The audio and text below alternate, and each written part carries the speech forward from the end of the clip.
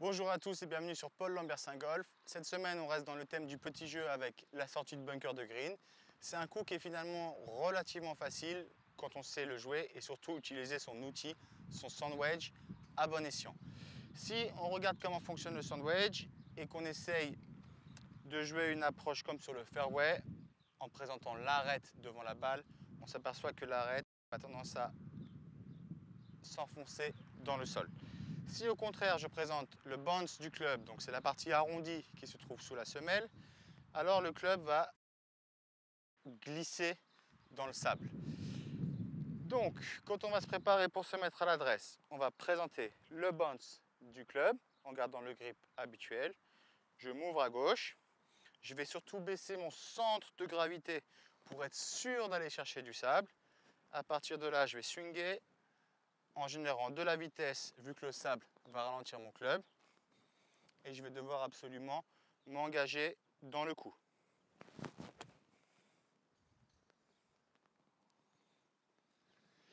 Plusieurs fautes que je vois lorsque j'enseigne dans les bunkers.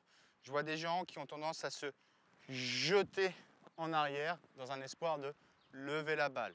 Si vous vous reconnaissez dans ce défaut, je vous propose de jouer votre sortie de bunker en levant votre pied droit, en vous mettant sur la pointe de votre pied droit. Ainsi, si vous passez en arrière, vous le saurez tout de suite. Le deuxième défaut que je vois assez régulièrement, c'est des gens qui ont du mal à contrôler l'endroit où ils prennent le sable. C'est-à-dire que des gens qui tapent soit beaucoup trop avant la balle, soit à la balle. Donc pour ceci, je vous propose de dessiner deux lignes, écartées environ d'une dizaine de centimètres, et de vous entraîner à venir effacer les deux lignes plusieurs fois. Vraiment, ça va vous entraîner à contrôler là où va passer votre club à l'impact.